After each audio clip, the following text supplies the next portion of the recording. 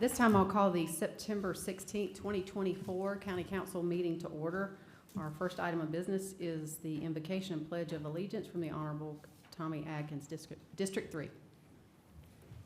Let us pray. Dear Lord, thank you for letting us all be here tonight. Lord, I hope that you'll grant us wisdom, knowledge about the people's business, and Lord, help us in our daily struggles as we try to serve you. Grant us all safe passage home. In Jesus' name, amen. Amen. Amen. I pledge allegiance to the flag of the United States of America and to the republic for which it stands, one nation, under God, indivisible, with liberty and justice for all. I want to welcome everyone here tonight for our meeting. We appreciate you being here. We do not have any oath of office to address tonight. We do have a couple of appearances. Neil Brennan with the Lake Wylie Marine Commission to present the annual report.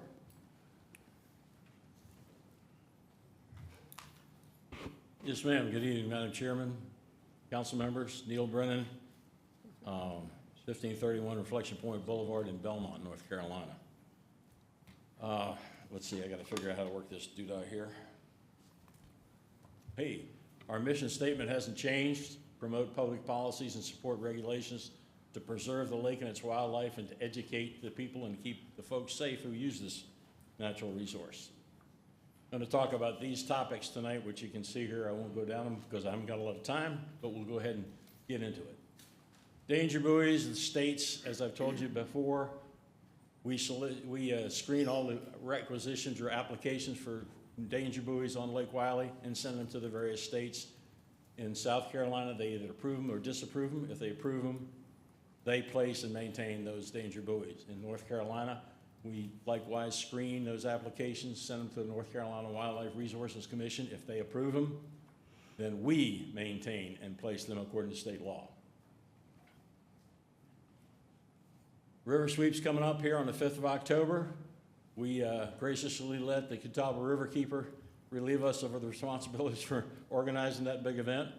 And it goes basin-wide now. We get funding from us, Lake Wylie Marine Commission, individuals and businesses, and they also provide materials, gloves, grabbers, bottled water, and so on. And the counties provide the dumpsters at the various sites around the lake.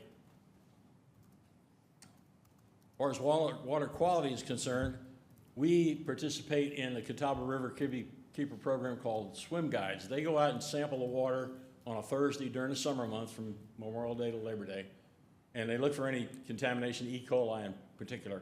They promulgate that on Friday so people know where not to swim. And we've had, it's a pretty successful website. They've had over 14,000 hits on Lake Wylie this past season, so people know where to go and where not to go. We also get the water quality data every 2 months from the Charlotte Water Group. They go out and sample. You can see the different places where they sample the water and let us know what's good, bad, or indifferent on that. So if we need be, we can put out public service announcement or whatever. Law enforcement, life jackets, we send them out on the boats to all the law enforcement guys, so in case somebody comes up and doesn't have the right one, they can give them one. We also, I think last year I showed you the chem lights that we gave to the people in case they're out over dark and their lights are no good, they can use these chem lights to get them back safely to shore. This year we also bought some stabilizing binoculars, which are pretty expensive, for the York County Sheriff's Office and the Charlotte-Mecklenburg Police Department. So when you're bobbing around the boats, this thing will stabilize yourself. I didn't have that problem on a cruiser. It was pretty stable. But the Gaston County Police Boathouse, I've been talking to y'all about that for about, I don't know, 5, 6 years now. Gaston County Police said, look, thanks very much for your input on that. We'd like to move it from where we thought we'd like it originally back up toward the bridge up at 74 and move it down to the new South Point swim area because there's more people down there. It'll be a better presence. So we voted to go ahead and comply with their request. So we're going to help fund that as we set that money aside back in 2019. I briefed you all a little while ago on a charter boat and rental vessel regulation. Now, we had to withdraw that because when I briefed Gaston County, they said, not so fast. There's a statement in the Constitution, North Carolina Constitution, that says the General Assembly shall not enact any local resolution that regulates trade. Well, rental boats are trade. And the attorney there gave us some case studies that said, I've been down this road before, and you can't do this. So, and it goes on to say, in that same section of the North Carolina Constitution, says, any local act that does that shall be void. Well, we had to withdraw that until we can figure out if this trumps the statement in the South Carolina and North Carolina law that says this commission can make regulations about anything about Lake Wiley. So there seems to be a conflict. We're trying to work through it. So in the meantime, as it says there, we're pursuing some other safety measures. And what we think we might be able to do is hang our hat on this insurance business. Personal watercraft insurance requirements are inconsistent between North and South Carolina. I gave you all a copy of a proposed regulation that we're drafting, and that's why it says draft on it. And we're working with Attorney Kendry here and the York County Sheriff's Office to make sure we're on good ground here to pursue this regulation. Because what we're trying to do is, in North Carolina, state law says if you want to rent a jet ski, personal watercraft to somebody, you've got to have insurance, and you have to provide that insurance to the rentee. Whoa. In South Carolina, the only thing it says, and you can see it there, both are liable. Well, that's pretty broad.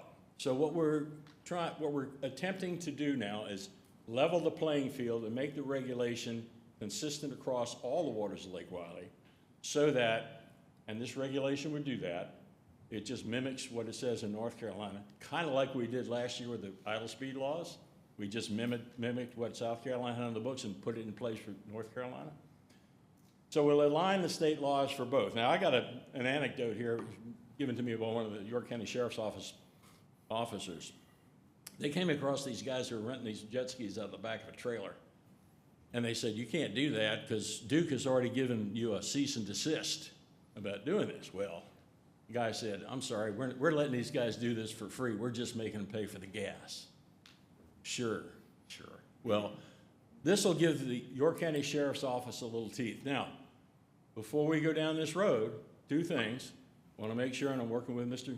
Kendry about this, to make sure we're not stepping on the insurance laws, and then also working with the York County Sheriff's Office to make sure they're okay with it. If we get everybody singing Kumbaya on this thing, then we'll go ahead with it.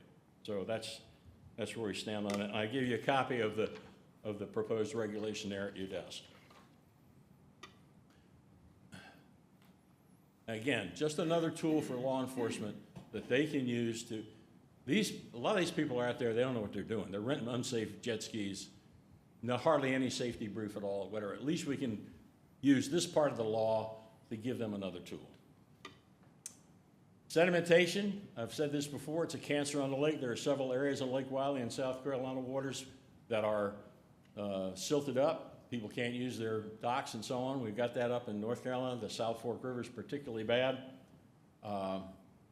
Mecklenburg County has the strongest stormwater control measures in their ordinances. York County upgraded your ordinances in 2019, following some blowouts over on Bonham Road and one over in Torrance Creek. So Gaston County is kind of averse to implementing any additional regulations. So what we're trying to do, along with the Catawba Riverkeeper folks, is asking the municipalities to put this list of enhanced stormwater control measures in their own ordinances, with the idea if a developer wants to come and develop a plot of land, here are all the things you have to do. And if you don't think you need to do one, you can request a waiver from that. So, because maybe some inland development not near the water doesn't need to have a double high hazard silt fence, okay? So the city then will be able to do this. The reason we're doing this is because Gaston County, if somebody submits a plan that has the minimum requirements, it has to be accepted. So we're trying to jack this thing up so that we're at least somewhat closer to what you all have in York County. We'll see if that goes. We're working on that. Education, Citizens Water Academy meets online from January through March. There are several presentations about Lake Wiley, who owns it, how they control the level. We have a little bit on the Catawba Riverkeeper, and I usually give a presentation on the Marine Commission. We have a newsletter, we have our monthly meetings, except December, which are open to the public. We go to the boat show, River Vista in Belmont, they had a Fork Fest in McCaddenville. We put out all our propaganda and flyers and all that sort of thing. People know what we're doing. And our website has it too. In South Carolina, we have the Clean Marina program, which we took over years ago, both in North and South Carolina. I think I briefed you last year. North Carolina, the state has now taken that over. We're out of the business in North Carolina. In South Carolina, the people who are signed up for Pier 88 Yacht Club, Marine Max, Lake Club Marina, the Commodore Yacht Club, and TUK Marina. And if we inspect them every 2 years, and if they meet the items that are listed here on the slide, we give them this fancy flag that they can fly. Again, keeping the water safe, water quality, safety. That's what we're about. Environment, hydrilla control. We've controlled hydrilla by inserting carp, sterile carp. And they bring in a big truck, like the one you see in the fish in the slide here. And they dump this stuff in the lake and it eats down the hydrilla. Now another one we got is alligator weed, and the only thing you can get rid of that is you have to have a certified chemical company come and put chemicals on it, or you can yank it out. I recommend yanking it out. At any rate, those are two. Now the one we got coming up here now, whoop, what happened? Not moving. Here we go. We have a new one. It's called Lingbia and Microceria walleye, whatever that is. It's an invasive species of cyanobacteria. It's pungent, it's toxic. It appears as mats that rise to the surface. This stuff forms on the lake bed, okay? And if they get enough nutrients like phosphorus and nitrogen, this stuff will break free from the lake bed and come up to the surface, and it looks like wet tobacco. You can see it there. Lake Gaston has had a problem with that back in 2021. They had 1,200 acres of it. Lake Norman, this is new to us. Lake Norman had 10 acres. They found it in 2023. Mountain Island has 20 acres. We got 4.5 acres. It's treated by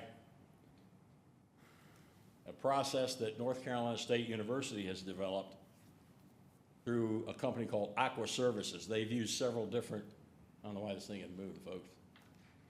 But anyway, I'll tell you about it. It's a service that puts this algicide right down on top of the stuff on the lake bed. And it costs a lot of money. Lake Norman went to the counties that surround Lake Norman and ginned up about $60,000 to fight what they had up there. Oh, don't touch there. Just decided to kick in. Don't touch them. That can cause sickness, and thank you, sir. Can cause sickness. Children don't water ski over it. Don't use it for cleaning, so on and so forth. Let's try this one. So North Carolina State University has been the one that's researching this stuff. The treatments have to occur between April and September. There's 6 of them, each one a month. The cost to treat Lake Gaston in 2021 was $718,000, and they think it's going to cost them about 1.3. I'll find out what that is when they get the results from the September treatment. Again, Lake Norman, $60,000. Our cost was $31,000. So even though this has been added to the North Carolina list of funding for which, you got these invasive species, that money has got to be spread across lots of different lakes. We may get some. I'm not counting on it, nor is anybody else in North Carolina. Lake Wateree is also infected with this stuff, and they've got a group down there that's, let's see, the Lake Wateree Association is in the process of developing similar funding model to be what's done here in North Carolina, is get the counties together. I've been working with Ron Hargrove, who's the Secretary Treasurer of the Charlotte Wateree Water Management Group. He's also an official with Charlotte Water. He and Brett Hardis, who's the scientist for Duke Energy, we've decided this is a bigger elephant than we can handle with our budgets here in the Marine Commission. We're going to have to get some additional help, money, okay, to combat this stuff. It's different from anything else we've seen as far as hydrilla or alligator weed is concerned. We are putting together a conference. It may be a I don't know what we're going to call it yet, symposium, conference, group, whatever. We're going to get together here in December, and we're going to invite some of y'all, some of the county people, state legislators, to come together and see if we can figure out what's the best way forward this thing. I say $110,000 for Lake Water, and they didn't even have a Marine Commission up there. So we got a new problem on our hands, and we're going to do the best we can to fight it by gathering the people who have an interest or should have an interest to get together and see if we can fight this thing. And that's all it is from Lake Wiley. Thank you, Neil. We appreciate you being here tonight. Any questions?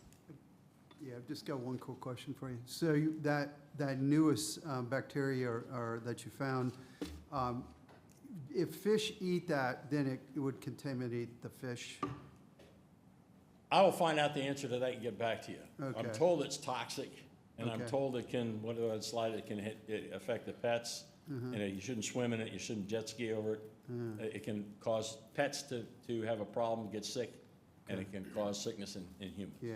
Now, I'll find out about the fish. I Yeah. owe you an answer to that. And the other question I have is that this thing, I think based on our conversation, it can continue to go downstream, so it can contaminate the Catawba River. Well, this stuff is already there on the lake bed, and if it gets enough nutrients, that's when it comes up. Apparently, this stuff has been there for a while. One of the things we hope to do with this conference is to have these North Carolina State University experts, the subject matter experts, come and explain to everybody exactly how this stuff occurs, why it comes to the surface, what causes it to come to the surface.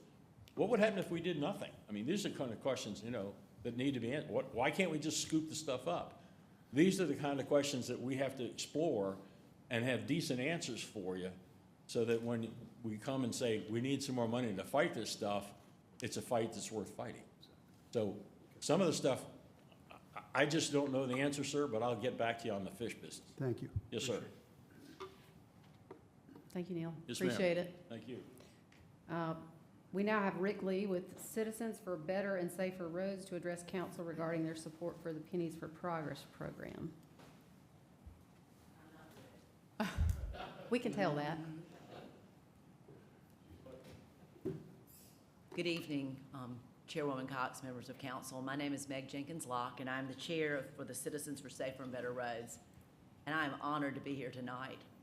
I am a native of South Carolina, but I spent most of my life in York County. My father moved here. He was Coach Bob Jenkins in 1965 to York. Started the football program, or tried to master the football program in York.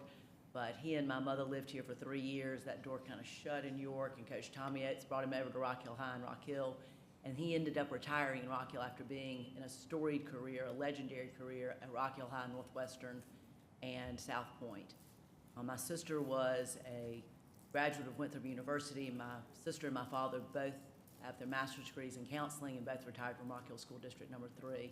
My mother was an advocate, a citizen activist in the city and the county, and helped found York County Mental Health, York County Alcohol and Drug Abuse, and was one of the catalysts behind hospice and community care, which exists as the nonprofit hospice today. And I tell you all this to tell you how proud I am of who we are and what we've done in York County.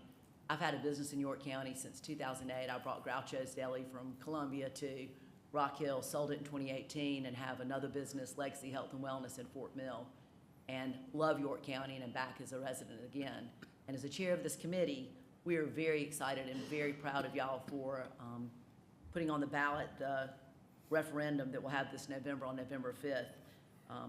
We have the opportunity to vote yes for better and for safer and better roads in York County. The Pennies for Progress 5 program is on the ballot and will continue the successful tradition of improving our roadways. A vote yes ensures safer and better roadways for everyone, means non-residents help pay for road improvements, guarantees faster emergency time for our medical, police, and fire departments, and does not raise taxes. These well-maintained roads are crucial for our economy and our quality of life. And I'm going to let your esteemed council member, former council member Rick Lee, tell you more about this. But I also want you to know that we're a volunteer group that are doing this, that we have taken our time and our talent and our funds and are working to raise money and do this, and we're so proud to be a part of this. But we hope you all will listen to Rick and also vote yes on November 5th. My story is a lot duller than hers. I'm just a former councilman who lived here since about 1970.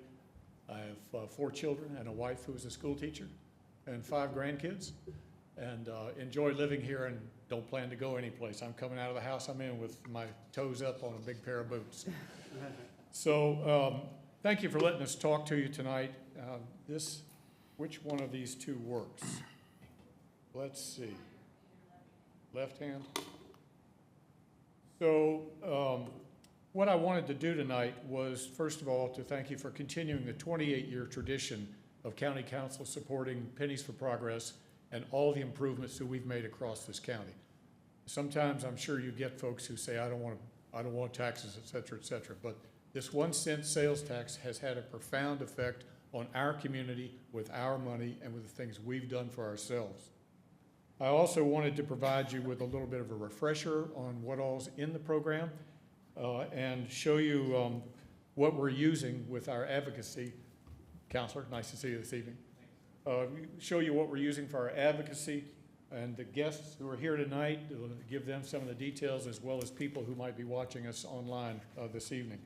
I do want to point out, and it's an important thing to share with people when the subject comes up, that on the ballot it won't say Pennies for Progress. And people who look at the ballot are probably going to be looking for that, because that's the only way we've referred to it in conversations for so long. It's Capital Projects Sales Tax Referendum, which is a big mouthful. But if people ask you about it, just tell them to check yes. Just vote yes. That's all you have to do. It makes it straightforward and easy. So the Pennies for Progress program is a showcase program in all of South Carolina. It's been imitated in a number of other locations. No one has had the success that we've had with this program. The Pennies for Progress projects are evaluated with 4 criteria, which you see up there: safety, connectivity, prosperity, and quality of life. Safety, for example, for every foot of asphalt that's added on the shoulder of a road, it reduces accidents by 15%. Who knew it? But that's the way the numbers work out when you use it.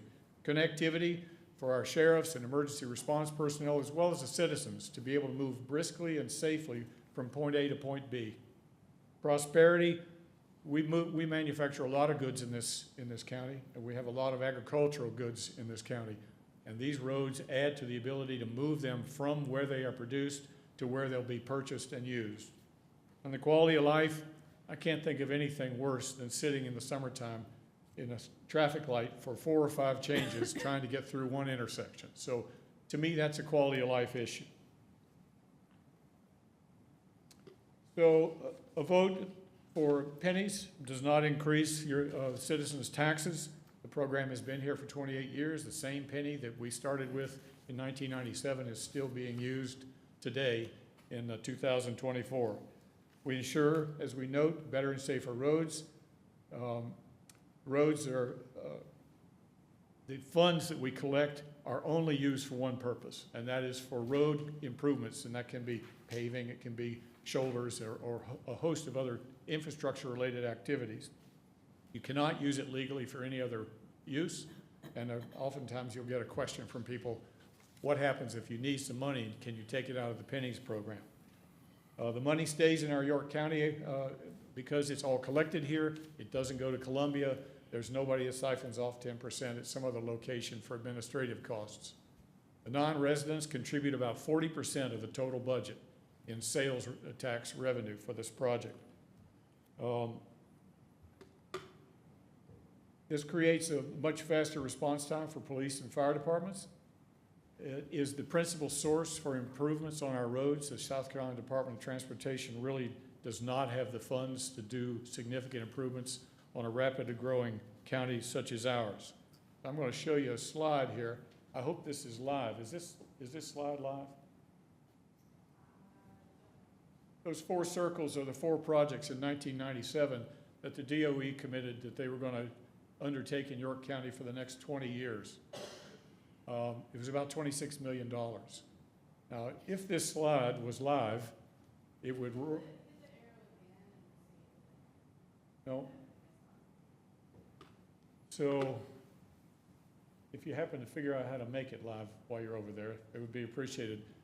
The exciting thing you would have seen had it been live is all of the roads that have been done since 1997. And it is really quite impressive what we've been able to do. So nearly $1 billion of roads have been built as a result of Pennies for Progress. Imagine the lowly penny being collected year after year till you had $1 billion worth of improvements in the roads. Now that includes, of course, funds that we've requested, matching funds from the Department of Transportation, the feds, for expansion of I-77 and other areas. But it is really an extraordinary program. So here's the breakdown. $410 million will be collected over a 7-year period, $225 million for the carryover projects, 7 of them. We have, as I believe, an obligation, a moral obligation to the voters to make sure that we honor the commitments that were made and get the ones that ran into money trouble finished, as well as whatever we can do additionally in the coming year. Anticipated total income of $410 million. We're going to use $225 to catch up on the projects. They were hit, as you know, by all of the inflation that came after COVID, and wasn't much we could do about it. If you look at the price of eggs right now, you know, they've gone from $1.45 in 2020 to $3 and something in 2024. So it's the same effect on all of this construction. The $80 million will be set aside for road surface repaving. I have an old car, and I was driving the other day down a rough road in Rock Hill, and I won't name where it was, but it broke the suspension on my car. So I'm really looking forward to some new asphalt going down, so I don't have that experience going forward. So you can see the other projects there. They are very worthwhile, and I hope that the public supports them. These are, this is a slide showing you all the different projects which are planned in the county, and they're evenly distributed throughout the county. There's benefits to every group in York County for these particular projects. There is a countywide intersection improvement program, and I know a few of these intersections myself, and so the improvements are either for traffic flow or safety reasons, and there's a total of 14 of them. They'll be done over the course of time. I'm not sure exactly where they fall in the pecking order of timing, but all of you, I'm sure, notice and know many of these intersections. There'll be the 5 lane widening projects, or US 21. When I first came to Rock Hill back in, I don't know, 1970 or something, I still had a full head of hair, and US 21 was only 2 lanes. And so since then, about 180,000 people have moved here, and it's still 2 lanes. So we're looking forward to seeing that accomplished. And there's others there as well, as White Street, the Fort Mill Parkway, and the Neely Road corridor improvements. The next slide shows you the Rock Hill area roads that are scheduled for resurfacing as part of that $80 million portion of the project. And I'm not going to go through all the roads, but you can see, and you have a copy of the slide there on your screen. It's pretty significant. The same is true in Fort Mill, Tegakay. They have these roads which are scheduled for improvement and repaving. Dam Road is a good candidate for that, and as are a number of the others. So Clover Lake Wiley area roads, these are the ones in that area. Allison Creek Road I know quite well, and I'd be glad to see that one repaved as well as a number of the others. York and Western York County, here's the list of roads that are to be repaved as part of the repaving program. And I share these with your constituents so that they're aware that all these improvements are headed their way if they vote yes.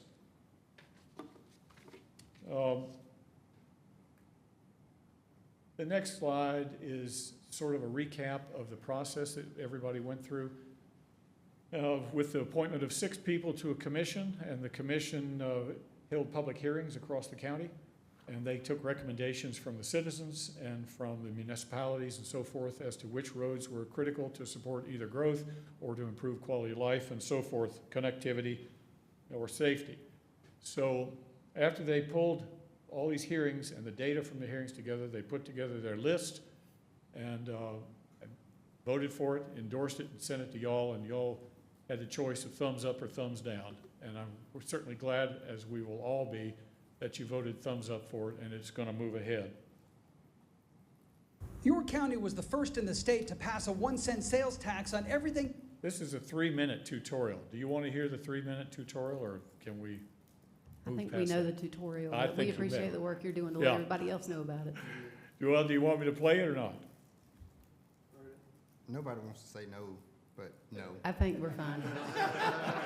I'll be glad to say no. I think that's right. He We said- can run it 2 or 3 times even if you'd like. Anyway, it's on our website, so those who have yearning, if you're in cyber world, wherever you are, go to our website and you can view it at night after you get ready for bed. York County was the first. So the whole idea here is to vote yes for pennies. I would point out that there is no other source for funds available. If we succeed in getting this passed, then these insignificant pennies that we have will contribute another $400+ million to the improvements in our roads. I hope that we can do it again after this, when this one is voted positively. We'll make the roads safer and better for everyone. Non-residents who don't live here will contribute mightily to the cost of the road improvements, which we're always happy to hear. We'll have faster response times for emergency services. Our citizens will be more able to get from point A to point B in a timely fashion without the problems of congestion, delaying it. And most important to many people is it does not raise taxes. So this is the type of presentation that we're making at a whole lot of locations as volunteers to try to support this effort and to make sure we pass another much-needed Pennies for Progress. So any questions or comments? I want to say thank you to Rick and Meg for your volunteer work and making sure that folks in the community know what the project is. We certainly know it, sitting up here on this council. One of my favorite things about pennies that folks don't necessarily know is that through the council's work to have a reserve fund on the last pennies program, I think it was 80 miles. I get the 80 and the 50 mixed up. It's either 80 miles for $50 million of resurfacing projects, the first time we've ever done that. And that was done by leveraging. We were able to start immediately. We were able to get it done in 4 years. I want to thank our staff and folks here who helped us negotiate that. But all that was done under budget and within 4 years. And when COVID hit, it created some issues with some of these road projects that are coming forward. But I appreciate the work that you're doing. Are there any questions from council, Mr. Roddy? Yes, thanks for all your hard work, Rick. Yes, sir. And everybody that was involved with it. You mentioned how we've gotten some matching funds throughout the years with a lot of these pennies. I think that would be an interesting number to know what those matching funds come up to, because it's an added value to what the penny gives to us. All right, you have a calculator? I can tell you what each of the totals were for each of the pennies programs. Does anybody have a calculator? All right. Put on the binoculars. Add up 99 million, 173, 186, 278. And see, these are matching funds that each pennies have brought in. These were the pennies programs, and I'm going to subtract that from $1 billion. He's got the number, he's got. Yeah. I think what Bump's referring to are like the SIB, projects that we were able to secure some funding from the SIB projects and additional. 485, so more than $500 million came from matching funds that were available only because we passed the Pennies for Progress program and could put money on the table. Yeah, that's awesome. That's a little known fact about That's- pennies. Yeah, that you're right. hasn't been put out there. That's the first time I ever calculated it right there. If you don't do it, that wouldn't have happened. You're Right. absolutely right. Yeah. So Yeah. that vote yes really did enable this. I think the fact that York County was the first to do it in the state I love that. is Yeah. just fantastic and something to hang your hats on, and the citizens certainly voted for it, and then we have non-residents paying for it. And in an era when you can't agree on many things, we had a 70% approval rating over the last election, and we hope to do that or higher this time. So to agree is a lovely thing to be able to do in York County. I'm proud of y'all Amen. for that, so we appreciate the opportunity. I know, Servant, were you actually on the Pennies Commission this time? No, I Okay. wasn't. I had a problem with dual office sharing. I was on the DHEC board at Okay. the time. Okay. Because I know we're gonna have some conversation coming up here later this evening about bike lanes. Oh, And I was gonna ask someone who was on that commission did they consider doing bike lanes on some of the Penny's projects that we're gonna put in? I think that's kind of gonna be my position on bike lanes in York County. That's something that Penny's handle versus this council trying to dictate and pick and choose where we put bike lanes. I think that's something for a Penny's commission versus something that this council should dive over into, because they're the ones looking at the roads, looking at the safety, and they spend a lot, that's their job, to spend time looking at the safety of our roads and what it's gonna cost. So I was gonna ask that question. I don't know if Kevin knows or not, but during Pennies 4, I believe the policy was to include bike lanes wherever possible, but I can't swear to that. I don't think that there's the money this time in here, given that we had to go back to collect the projects that hadn't been finished. It really took a lot of flexibility out of the program. And that may be something that could happen in Yeah. Penny 6. We just have to Right. pass Penny 5 first. I'll be in a rest home by then. No, you won't. We'll be back here talking. Anything else? Hearing nothing? Would just, again, like to thank y'all, and the work that the committee's done has been phenomenal. You know, as you talked about earlier, the money's being raised by our tourists, our people driving through the area. It's huge. 40%. Yeah, it's huge, it's huge. And so the value of this and not having to raise the dime of taxes it's a double benefit, so. And that's almost a lower number as well. We estimated that Yeah. number. If the growth Yeah. continues, that number will be even higher over the next 7 years. Yeah. And I Absolutely. will send you the slide, the live slide, so that you have the picture of all of the roads that have been completed, and you can share that with your constituents. Excellent, Okay. thank you. Thank you, sir. I was going to Appreciate say, it. the Thank you. website is penniesforprogressyc.com, and it's on the chamber site, but if you wanted to have that, it's a great place to go and get all this information to share with your constituents, but also with the audience. Thank you y'all both. again. Huh? Meg, it was great seeing you here tonight. Appreciate what you're doing here in the community and what your family's done here. Rick, as a fellow council member, we recognized you recently for receiving the Order of the Palmetto, so congratulations tonight for Thank you. receiving that fine honor for a citizen here in South Carolina. Thank you, sir. It was a real honor. Thanks, y'all. Thank you both. I appreciate it. We move now to our public forum session. This is an opportunity where we get to hear from individuals from the community that come and sign up ahead of our meeting. And it looks like we only have a couple of folks and they already know the rules. So we got 2 minutes if you'll give your name and address before you get started. Scott already knows he's first up. Scott Coconut. Hey everybody, Scott Coconauer, 122 West Oak Street in the beautiful Whiteville Park neighborhood in downtown Fort Mill. Football started out great. Catawba Ridge 3-1, heading to Bob Jones Stadium Friday night. So we're going to go whoop up on the Jackets Friday night. So, hey, I did take the time to watch y'all's meeting last time, and I was here to talk about some small business items. I appreciate all your comments you made. The easiest thing that y'all could do is on our commercial car property tax, take us from 10% to 6%. It would save us enough money. And then on our property taxes on our fixtures, equipment, and everything like that, if you could just zero that out, quit sending that bill to us. That's a quick and easy fix, or knock it in half or something like that. So you want some quick, easy fixes, there they are. Most small businesses don't do the COG. Most of us don't do the chamber. We want less government, less rules. We want to perform, not have to deal with government issues and things on that line. So appreciate y'all taking the time to discuss that. I happen to be here to talk about sidewalks, bike paths on Highway 21 in Pennies, and also getting us down to River Bend Preserve. This is our opportunity as a county to perform, to have those accesses for our citizens, for our communities, to get us the correct way to do that. There is a federal mandate, a federal guidelines to go by, highways.dot.gov, highways.dot.gov, and then also safety.fhwa.dot.gov.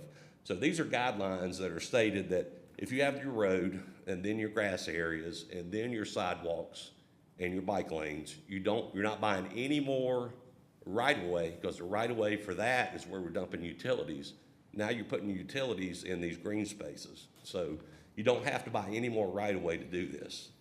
So there's opportunities for us to perform and make a difference in the future of our great lives here in York County. Thank you, sir. Appreciate y'all. Tony Smith. Go Catawba Ridge. Good evening, Tony Smith, 4249 Share Road, Sharon, South Carolina. Thanks to the Pennies guys for their presentation. The joke on the western side of the county is we always say that we'll keep the potholes, y'all can keep the people on that side. But with the stuff y'all are talking about now, us on the western side, we don't like being handcuffed with our property rights. And so this AGC stuff that got changed to 10 acres for 2 dwellings, not sure when it got changed. I asked Jonathan earlier, and he told me it was changed in the original recode. I actually did it in June of 22, so he said that I slipped through there. I find that hard to believe because I had to ask for a variance for this particular case.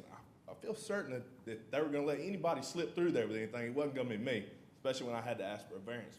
So I'm not sure, I don't remember seeing it. I watched that recode pretty good. I was on the zoning board then.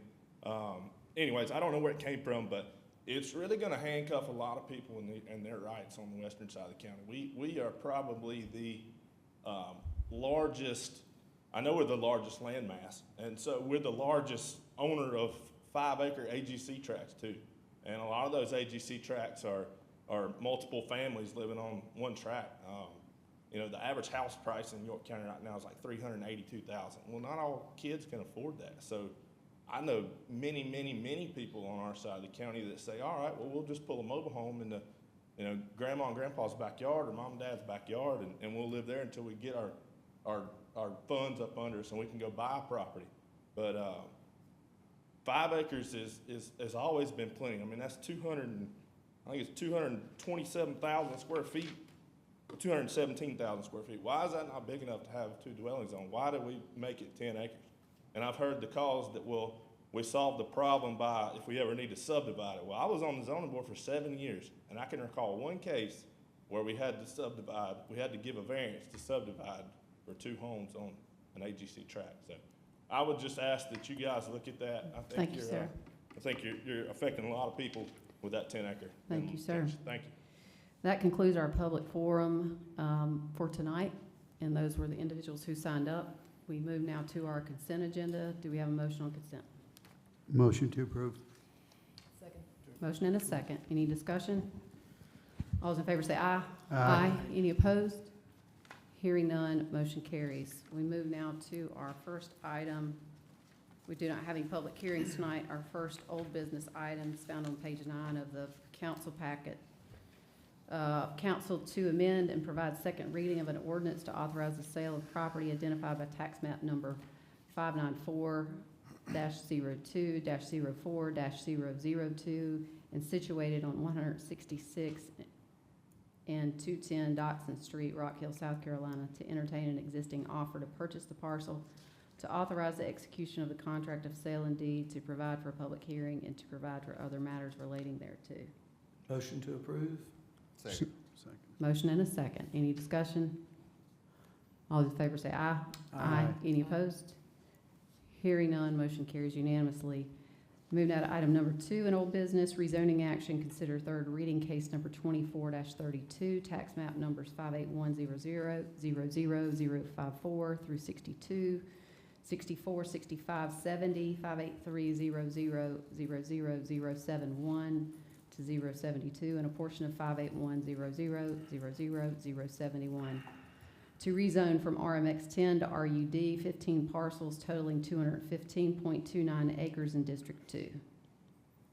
Motion to approve with what we had mentioned before, following the following condition, which was a deed-restricted 5-acre minimum lot size. In addition to that, the property must be subdivided so that no more than one zoning district is applied to a parcel.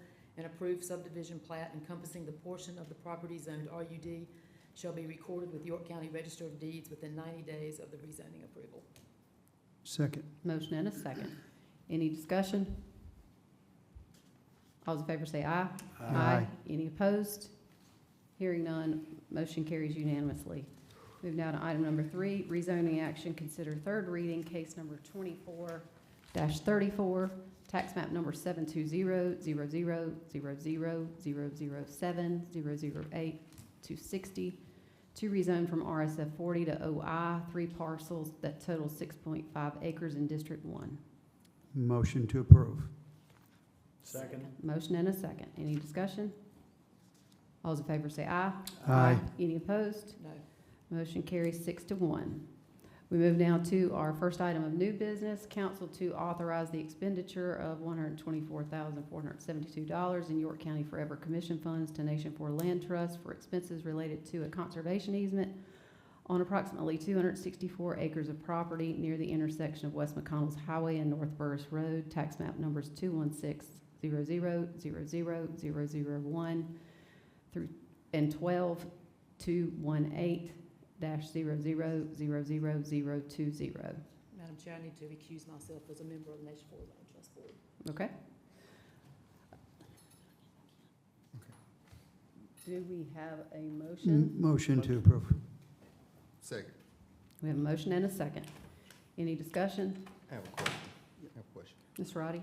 I was looking in the notes and it said there's an additional $75,000 being allotted. What is that $75,000 for? Yes, so this additional $75,000 is for a contribution for the purchase of development rights. So the State Conservation Bank said they would provide $325,000. The property owner has requested $400,000. So when the State Conservation Bank said they wouldn't give the full $400,000, the Land Trust came back to York County Forever in a follow-up meeting and asked for an additional $75,000 in funds. And this is to be used on this property or? This will be used for the Sadler Farm. That's correct. And these funds go, kind of explain to the public what these monies are going towards, because some people think people are putting money in their pocket for transactions. Is this, my understanding is for closings and? That's part of it. So yeah, I can break it down.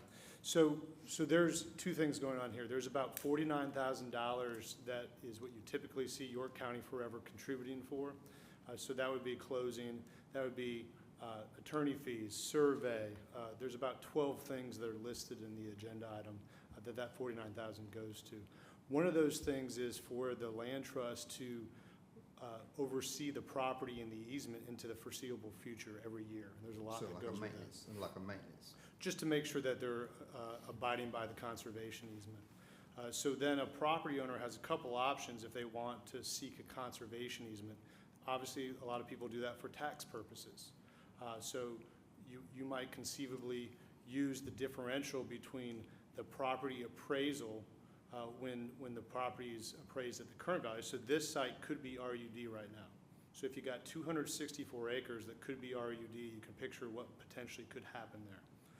And so you do an appraisal of the current value, and then you have an appraisal done of what it would be worth if it was in a conservation easement. So that attachment is also on the agenda item. It shows the differential in those two appraisals. I think it was 1.8 million to a little less than $1 million. So some property owners, they want to claim that deduction. Some property owners want some monetary benefit and to claim the rest as a deduction. So that's what we're seeing here, a combination of the two. Okay, thank you. Yep. Yeah, just for the interest of the people viewing, can you just give a brief description, though, of what the value of this program is to people that want to preserve their property? Well, I think, and I'll talk about where this property is too. It's at the intersection of McConnell's Highway and Yeah, North and not Burris Road. specific to this program, but just, to this property, but Sure. the program in general. So the reason why this property is important, though, speaking to the entire program, is there's other properties that have been conserved in this area. And this is a really important area to conserve. There's a historical nature to this property. There was a church there in the 1770s. There's an old cemetery there. There's a creek that runs through there. So the goal of this program is to preserve agricultural and other property from being developed. So it's important to keep the nature of York County protected, and this is one way to do that, is helping citizens create conservation easements of their properties. This is a large property, 264 acres. There's other properties in the area that potentially could also be looking at conservation easements. So when you begin to put tracts of land together that citizens are saying, hey, well, we want to keep this a farm. We're not interested in developing this to the full property right that we have in terms of RUD, then all of a sudden you're preserving a lot of land. You're keeping York County similar to what people have had that experience at York County in the past. So we're trying to protect and preserve. Right, and I appreciate you doing that. Again, I want to make sure everybody in the public understands the program. And again, it comes with tax savings too to the property owners, which is really, again, an important value to people who do want to preserve their property. So again, thank you for sharing that for the public. Appreciate it. Thanks. Any other questions? All those in favor of the motion say aye. Aye. Any opposed? Hearing none, motion carries unanimously.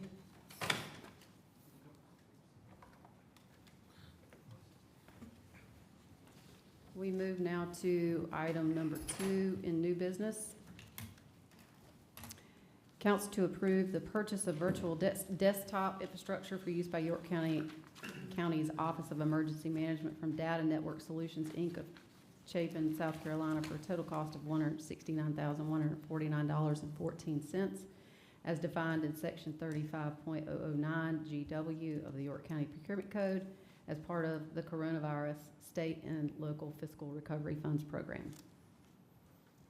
Motion to approve.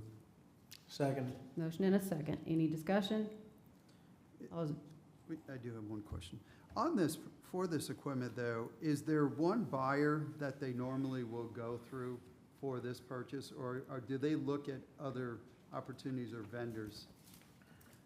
We had to, in this particular instance, we were tying into an existing system, so we had to make sure we matched that up. Okay, So that's why it was sole source. okay, all right, thank you. Any other discussion? All those in favor say aye. Aye. Any opposed? Hearing none, motion carries unanimously. We move now to the final 4 items of our agenda, and just by way of kind of brief background, Planning and Zoning Committee met prior to the last council meeting and provided an update to the council about their recommendation on a number of items. There were 4 of them, including self-storage, the AGC issue, and density issues, right-of-way, and then some discussion about home occupation, and this was the first meeting that the committee had this year. It was a pretty large issue. I appreciate the council members who were called back. I think I was able to speak with just about everybody except for Mr. Roddy to try and figure out how do we proceed. When something like this comes out of committee, I think the options and really kind of what our council here will address with each one of these, and we'll take them up individually. I did speak with the chair of that committee at length about how do we approach addressing these and how much discussion is required, and are there some things, I think the comments were that this was a lot to handle in one committee meeting. It was long, a lot of issues to be brought forward. So in talking through those issues, I think there was some question about was the issue that was asked specifically addressed. But the bottom line is where we are with council is when this comes back from committee, and to bring this back from committee, we essentially have 3 options. One, we proceed with the recommendations out of committee as is and instruct staff to move forward with an ordinance revision to Planning Commission. 2, you can ask staff to conduct some additional research and investigation, report back to council with any changes or options. Or 3, just table it all or reject it all. And so I think as we take each of these up, I think that's kind of what council's role is on this, is to give some discussion and direction on that. The first one, which is item number 3, council to discuss a potential zoning code text amendment related to self-storage facility uses. And in that particular case, the recommendation out of the committee was to eliminate storage buildings as a use in all districts except for those in the industrial area. And so I think the question for council and what we need to hear from the council is, do we want to proceed with that recommendation as is? Do we want to conduct some additional research, ask for some additional information, and ask for options? Or do we want to reject it altogether? And so I think that's the purpose of what we've got going on. And I would like to start off. I know myself, Allison, and Debbie heard from staff, asked them what were other areas doing. Staff made a recommendation on, based off of what other counties, other areas were doing with their self-storage. And we looked at it, we didn't, even though we removed it from several zoning codes, they're still allowed, but by special exceptions, if I'm understanding what we did and talked about that particular day. We didn't just, the committee didn't just go in there and slash it. Staff made a presentation, told us how things were going, and gave us their pretty much recommendation of what they thought we could do. I would like for that, I would like for the full council to hear and see the different zonings that other counties don't allow it, and how we come to the conclusion that, hey, we think this is a good fit to do and try here. So I know, some people want to see more storages or less storages, but we didn't just arrive at this particular juncture on our own. There was some guidance by staff. There was some conversation but with staff. So that was my take on how the meeting went, how we got to where we are. So if anybody has any question, I think a good point to start would be have staff come in, put on the board what they showed the committee, and maybe that would relieve some of the questions that have been brought forth since we had this particular committee meeting. Like other council members, we probably took time to watch the meeting so we could be as informed as possible tonight so we could talk through this. One question I had about the principal dwelling in AGC, which you're referring to, the counties are listed at the top and the municipalities are listed at the bottom. My question is, when were those adopted? Were those adopted in the 80s and the 90s, the 2000s, or in the last 5 years? No, we're talking about the storage. We're going to break down the other ones. Right, so Yeah. as you look at that graph that you all looked at in your meeting, Okay. the top part has the counties and the bottom part has municipalities. And it says how they handle storage facilities today. Okay. But what we don't know is, when were those ordinances Right, passed? right. Was it passed 25 Right, years ago when growth right. was not an issue? Or was it passed most recently when growth is an issue? That I don't know. And I, Can't speak to that. right. So it'd be hard to use, for me to use that as a guide to influence me to think that one is better than another, because I would need to know the answer to that question first and able to do that. Well, which I agree with, Bump. I mean, they did present, but if I'm remembering right, it went to the committee just to discuss the setback. And then before long, we was talking about taking it out of, just leaving it in two zonings. Yeah, that's what I'm a little bit confused about, because, bringing, what got brought forward to me, looking at this thing, didn't appear to be what was brought forward to the planning group to kind of come up with, which was the setbacks. Setback. The setback piece. So I'm not sure how we got from setback to changing the zoning code to restrict. Right. Yeah, I mean, I think it's a complete swing of the pendulum, and I would really like to go back and have them look at this again to come out with some other options on setback and what original ask was. What did our agenda say? What was actually on the agenda? What, for today? No, that was for that meeting, that particular meeting. Deb, do you have that agenda? I got the agenda. It's a discussion regarding self-storage facility location. Said nothing about setbacks. So how can we sit here and say Location, it was? this is what it is, the agenda, right there, you wanna look at it? Well, what happened was, when we were Well, discussing that's- 660, I originally brought this up, and I suggested that we take self-storage out of 660, and we consider pushing self-storage 200, 300 feet off of a main road or corridor or frontage road, basically out of sight. And so, after we worked through 660, it was suggested that we refer this to committee, and that's what was referred. That's why at the beginning of the meeting, Mr. Buno said that this was a recommendation from Watts, Councilman Huckabee. And that's the recommendation that I made. So that's what Tom is speaking to. And Yeah, that is that we were asking you to come up with a suggestion tied around that. right. And then now today, we're looking at something that is different than what the committee was asked to do. And by the way, I want to correct myself, you're right, it wasn't the principal dwelling, I had that in my head, but it's the self-storage that has the same thing with the county and the municipalities, I apologize. But does apply, what I said applies, I just said it wrong. So what we talk about as a committee is our agenda. And then we had a handout. And this is what we were asked to do. We talked about what we were asked to do.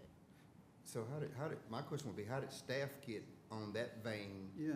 of restricting and reducing and cutting Yeah. out if we were Yeah. supposed to And be this is talking what about we were- setbacks? I think that's a Yeah, great I mean, question. that's, So how That's do we what, get? right, that's what I'm we confused wanted. about, because, I mean, if it's on your agenda, it's on your agenda, but my point was that my interpretation of what was going back there was to talk about setbacks, so I don't know how we ended up coming up Is with that that a other fair piece. question to Well, I ask, didn't how get it on the ended up on the agenda that way?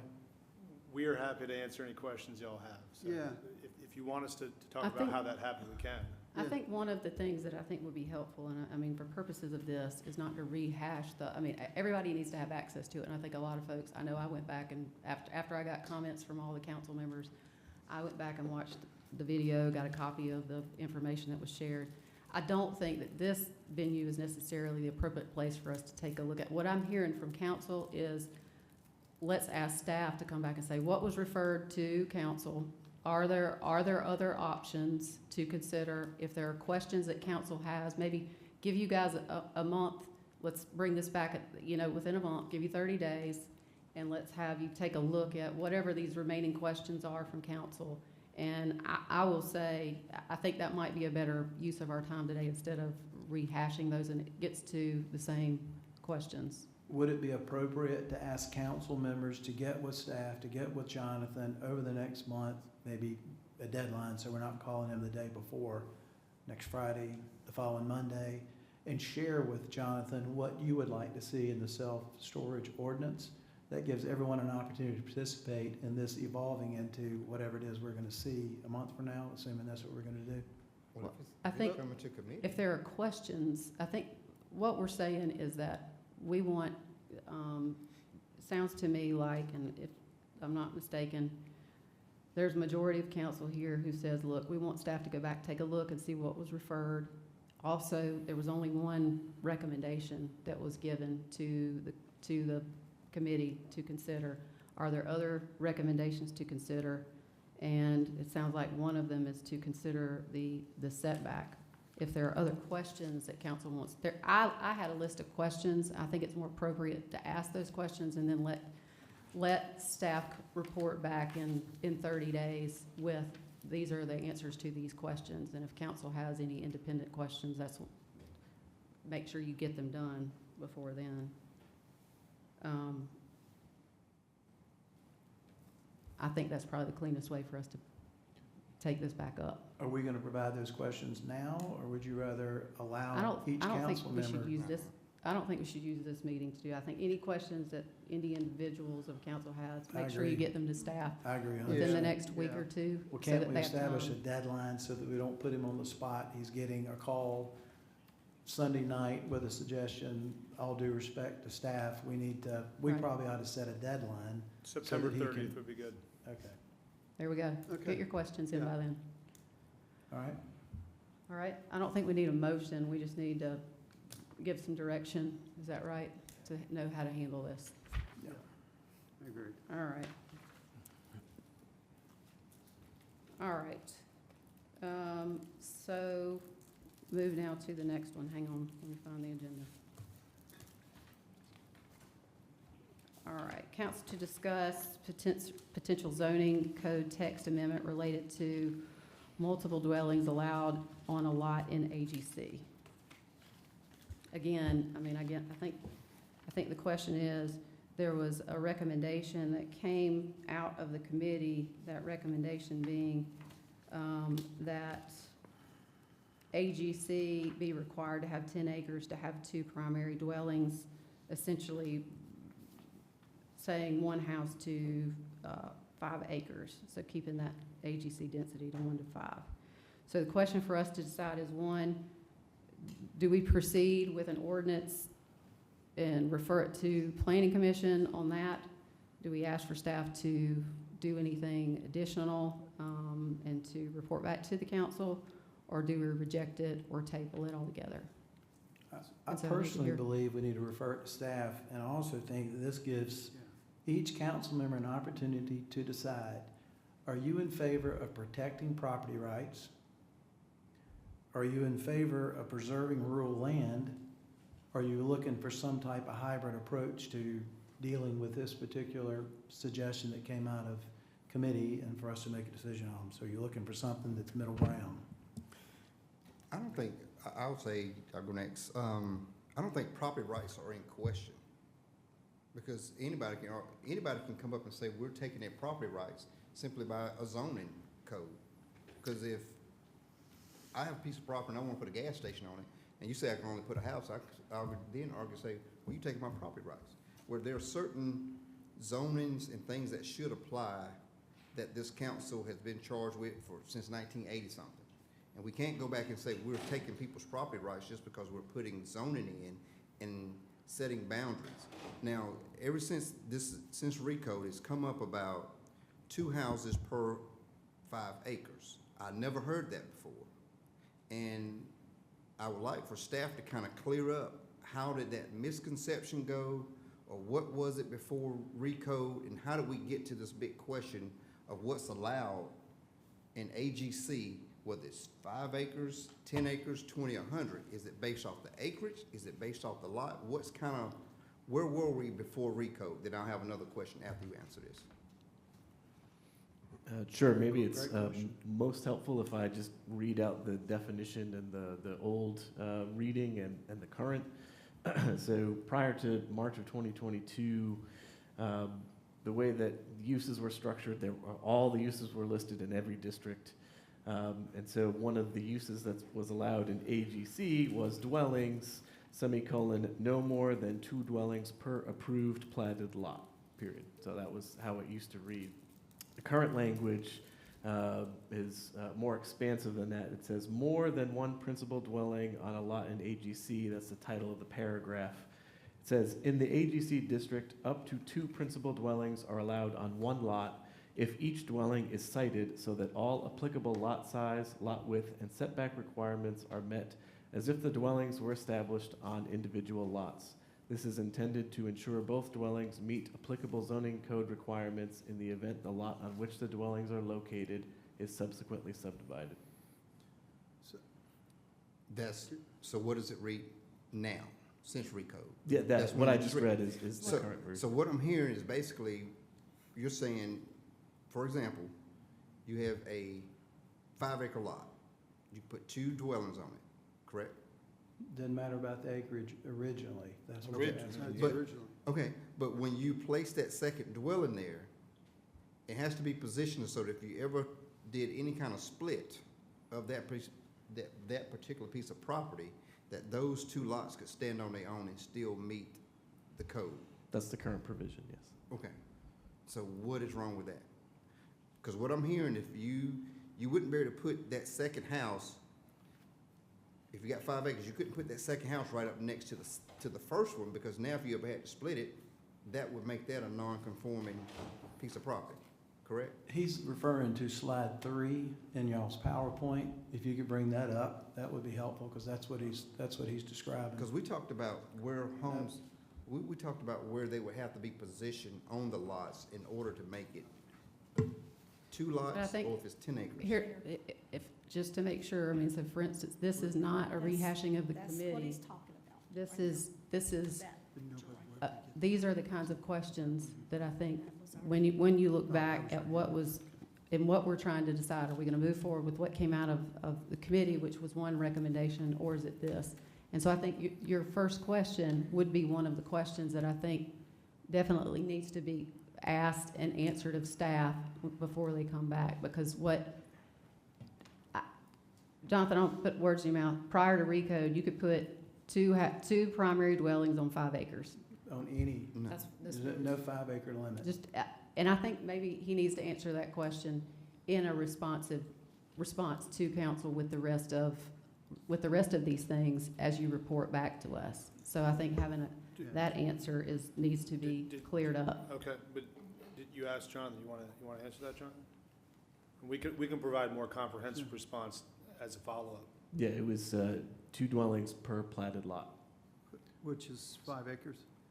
So it gets more nuanced because you do have non-conforming lots out there. There are lots in AGC today that are 1 acre. So in the old reading of the code, you could put 2 homes on a 1 acre lot in AGC, but typically, most lots in AGC are 5 or greater. Madam Chair, So- I had asked for, and I don't know if you all can even show it. No, you're not gonna pull it up? All right, but let me share this verbally right quick. So if you look at what y'all looked at in your committee, the plot just of that image you had, there are 133 plots on that image. So if you're a council member that doesn't want to take away the rights of a property owner, when RECODE went into effect, there were 39 property owners that had a lot that was 4.99 acres or less. We took their rights, or whoever was on council at the time took their rights away. Those are in AGC? Yes. Okay. And then moving it to 10 acres, there are 79 out of 133 that fall below 9.99 acres. So you are now going to take the property rights away from 79 of the 133 represented on this page. But if you go back to the original RECODE and you think about the impact, it's pretty significant. Well, if it's AGC and there's 5 acres or less, that's really the smallest that you can about get with an AGC. Why would you allow 2 homes to go on that same small lot size and still call it AGC? Because now they you've did. gone to RUD. That's what happened before RECODE, and it was That happened taken. before. And so I think that was, to me, that's what I heard folks say is, look, Right. there was one recommendation that came out of the committee, and that was to try to clear up some language in one provision under 155-270.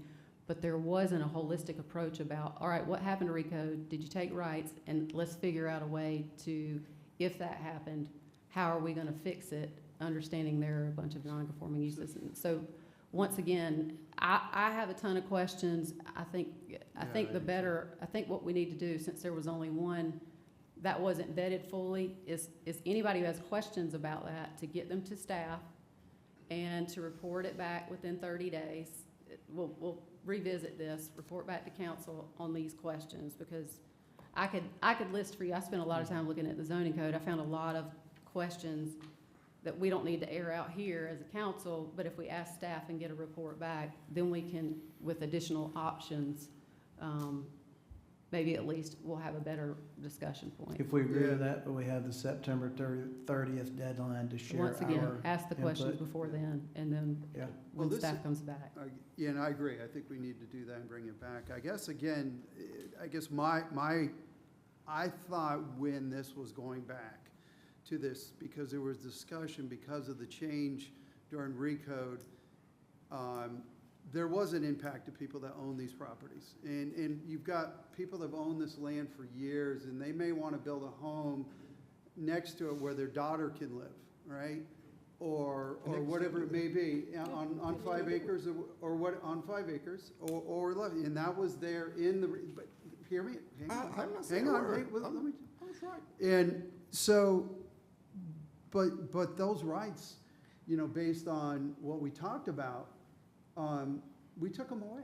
I mean, those rights were taken away. And I think that you've got property owners out there that have lived there for years, and they probably were planning on having maybe their parents move in and building a home on the rest of what they had for the 5 acres, and now we've snatched that away. Why do you think we can't do But that's, that? hang on one sec, I'm not done. Hold on.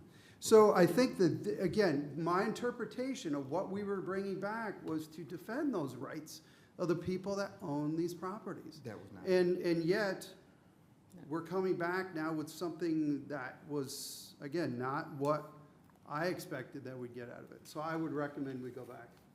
September 30th would be my I don't recommendation. understand why you think we're taking property rights, because, and to say anything under the guise of, if that's a word, it is tonight, of conservation, that's a joke. Let me tell you why it's a joke. Because if you've got 5 acres and people can build 1 house on that, and now you're saying they can build 2, that's not conservation of land. So throw that out the window, and let's talk about what we're really talking about. And very few people who have a 5-acre lot, it doesn't matter how many there were on that picture, very few people that have 5 acres are looking to build a second home on there. But how Very can, few. And how many have done it in the last 5 years? Very few have done it. so you're making a property decision rights- for We were them? quiet when you were talking. That's right. Property Don't rights. point at me. Yes, I will point at you. Hold No, up, we're do not done. point Here- at You me. interrupted Here's her. the We just question, interrupted here's the you. answer to the question. Council, ask your questions, we're gonna get the information together. This is gonna be, you have until September 30th to ask the questions, bring it back within 30 days. Is there anyone who objects to that? I'm not gonna stop talking. We're not gonna Just have, a minute. yes, we are, because we're moving on. Well, We're you gonna know do what? I'm this. tired of The being cut majority of off the because council. Would you this let council Tom- is you not let Tom- transparent. This And is, you're letting the people issue talk, here and is you're to- not letting me talk. And I've got something Because very the important issue, to the say. question we're asking is, what do you support? Moving forward with as it is, or asking staff to come back with additional information so that we can have this discussion where the questions are answered for the whole council to understand that? There's already 4 council members that have That's right, said, because we're not transparent. Because What- those 4 council we're members asking for are any working questions to behind be the answered. scenes, and in Yeah. this case, it How happens is to this be. behind the scenes? Oh, listen, it's behind the scenes like everything else, and in this case, it happens to be against the 3 who happen to make up this committee, who've brought back everything that we had on our agenda. Mr. Roddy asked a question about, prior to recode, were 2 houses allowed on 5 acres? And the answer is no. The answer is yes. The answer is Well, no. John, We are need the taking answer property on rights? paper from staff. This is Well, why it He makes can get it, it right now publicly. He can tell us. So what, He answered that question earlier in the Yeah. discussion. So it's not on 5, you're saying you're twisting it. You're It's saying not on about 5 the acres. acreage. It's not Has about the nothing to acreage. do with It's the not about acreage. the It only acreage. has to do with the zoning. that's not true. If But Here- if you move this, this- if you having move this discussion here question. without having the questions answered He is can what answer it. makes this discussion impossible. He can answer it. He can answer it right He can here. answer it right now. He already answered it. Answer it again, please, sir. What are we taking, are 2 homes allowed on 5 acres prior and post recode? What is the situation? So I'll read the definition again. So prior to March of 2022, it's stated no more than 2 dwellings per approved platted lot in AGC. So that's the old language. Had Says nothing to do with nothing the about acreage. 5 acres. Nothing Prior do with the to acreage. recode. Nothing to do with the acreage. He didn't even Mr. mention Buono, acreage. prior to Yeah, he did say recode, that earlier. could you Yes, he have did. a 5-acre lot That's what he said. in AGC? Yes. You still can. So prior to recode, you could have 2 primary homes on a 5-acre AGC lot. Yes. Madam Chair, though, I think the issue is the recommendation from the committee was to move it to 10 acres, which, and I'm gonna email this to everybody after this meeting, and you look at it the way you wanna look at it. That means that you have taken the property rights away from 79 just on this particular image. Apply it to all of York County unincorporated, and there's a whole lot more than that. 79 out of 133 So why don't we parcels just on make here are everything affected. RUD, Watts? I I'm don't not- think that's. I'm not Why do we suggesting. even have ag? Nobody is suggesting making what a we do. decision here. This is where your comments would come within 30 days. I think the question is, get all of the information and the questions that you have for staff on this proposal, because there was only one recommendation made. Get your questions to them, and then have those questions answered so that we all are on the same page with. There was one recommendation made because the 3 of us agreed. That's why one recommendation came to council. And 4 of you There don't was- like it, and you know Yeah, what? that's what it It's a is. great political thing to start talking about property rights. But when you're talking about agricultural land and saving agricultural land, you're talking out of both sides of your mouth. Out of one side, you're talking about letting people build more. And on the other side, you're talking about saving land, and it's 2 entirely different conversations. Well, the families that live on that ag land have children, and they need to be able to give their children's property. That's But the not- way it's set up right now, No. because it happened to me, you have to ask for a zoning change to RUD, because you taking like our situation, we got 7 children. Well, you know what, But the Tony, bottom it's not line about you. is, It's not about you. it's not the about people just- own the land, and they need to have this freedom. It's not a homeowner association. It's agricultural land, and they're big families generally. And the question about the 5 acres, I can take you to a many farms, that the main parcel is over here, But they go, and over time, they bought 5 acres here, 5 acres here, and that's where they wanted to put their kids. And they don't want to give a bunch of land to a newly married youngins, because they don't know if they're going to stay married. And believe me, as a property owner, I don't want to lose land that way. So you're looking at this like this, but I want to tell you something. We've had a couple people come before us, and what they wanted to do, they had ag land, and they wanted to divide that up and put another house on it to rent, rental houses. No, we need to restrict Nobody, it to hang on a family. minute. Nobody is making a decision here tonight. Nobody's making a decision here tonight. The question is, are we gonna move forward with the recommendation that came out of the committee, or are we asking staff to answer questions, report back to council so that we can make a decision about what the next step is? Yeah, I think yeah, I'd recommend we There's move some additional forward. information that needs to be. Yeah, we move forward to bring Just questions back on the 30s. Can I make one quick comment? Yes, most Yeah, definitely. I mean, this is the thing is that when it comes to conserving land, we're not talking about people that are putting developments in on their property. We're talking about a single home, additional home. And that means a lot to people that have families that own these properties. Well, I think one of the fundamental questions that I think Mr. Roddy asked, and I do think council needs to get those questions to staff, and if the answers are what they are, then this is where we end up. But I think some of the questions were not answered. Some of them, I'll go ahead and share one of mine. Prior to that, I've been told that, let's see, right now, we allow developers under the cluster to do, if you look in here, it allows 2.5 houses on 5 acres. So a developer can come in here and do that, but we're not allowing family exemption folks who have owned that property to do that now. That is what's currently. That's an unfair comparison. How is Because that? that developer's gonna have Ask that, just 50, ask that 60, question. 80 They can, acres. so a developer can do Okay. it can do 2.5 houses on 5 acres, but a resident can't? No. Because there's, Ask that question. We'll answer that. We have a bunch of 30. questions, because so don't we have who's we? provisions? we're not gonna solve, what do you mean? He said who's we have a bunch of questions. Who is we? Now, I Jonathan, think the other folks that have chimed in here, and Can- so we're can I not do- gonna be able to solve can I this. direct another question to staff? I think everybody has the right to ask any questions of staff by September 30th. Get all the questions Well- out there, report it back, and we'll all be on the same page with Well, the Madam information. Chair, I think you Agreed. made an unfair comparison when you're saying that developers can put 2.5 homes on 5 acres, but there are mitigating factors that a developer can use to say, hey, I can build on 100 acres. I'm only gonna develop these 50 over here and put 2.5 homes on 5 acres, but I'm gonna leave this in preserve, conservation, or whatever, and we've allowed that. And that is conservation. That's I conservation. think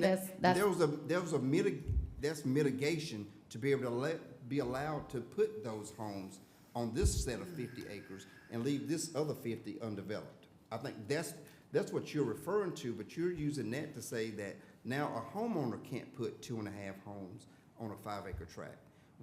There's not people knocking at the door trying to squeeze 3 homes on 5 acres, and if they were, we've turned them down. I think, folks, what we have now is any questions, well, I can continue to ask the questions that I have, like I said before. Well, if you don't want to hear ours, we don't want to hear yours. So let's just all turn them in. No, yeah, we are. Okay. That's what we're doing. I thought you were getting ready to ask another one. No, I said I'm gonna refrain from doing that. Let's ask the questions of staff, get your questions to staff by the 30th, and, we'll have 30 days from now, we'll bring So- this back to council. So one other question is, I mean, Tommy's talking about restricting it to families for life. Do you Can't do restrict that. it to families? I think those are his questions that he needs to ask, just like you can ask. None of this was brought up in the committee meeting, that's the point. These questions weren't Oh, yeah, there was a lot of asked. stuff brought up in the committee. I watched the committee meeting, these questions weren't asked. All right, so we're Madam referring Chair. that. He was there, he Madam asked Chair, that in the meeting. I want to make this comment because I think it's important. Number one, all of us are passionate about what we believe in. I would assume that all of us take a lot of time to prepare for these meetings, whether you're talking to staff, you're talking to the public that's affected by this. We all spend a lot of time. Our chair spends even more time than we spend even preparing for these meetings. And it's my understanding, because I asked her, I said, you're asking me about storage and you're asking me about AGC. Have you called everybody on council to talk to them about this? And you said you did, and you called Bump twice and you didn't get to speak to Bump. So it was said that it's 4 against 3. I don't believe that's the case. So she did try to reach out and speak to everybody on council about these 2 topics beforehand, so we would have some type of consensus on what we were going to do moving forward tonight. So I did want to correct that because it was said otherwise, which is not the truth. And I'm personally, as one council member, open to talking to every one of you about any topic. And it's a 2-way phone line. You can call me or I'll call you, either one. But I'd be glad to talk to you about my position on something before we come in here to vote on it on any Monday night. All right, so we're gonna refer this, like the other. The third item, and I'm gonna need help with this one because I wasn't sure I fully understood what the recommendation was. Let me read it. Council to discuss potential zoning code text amendment related to measurement of lot area. I think there were, Jonathan, do you want to articulate what the recommendations were, or Debbie, out of committee?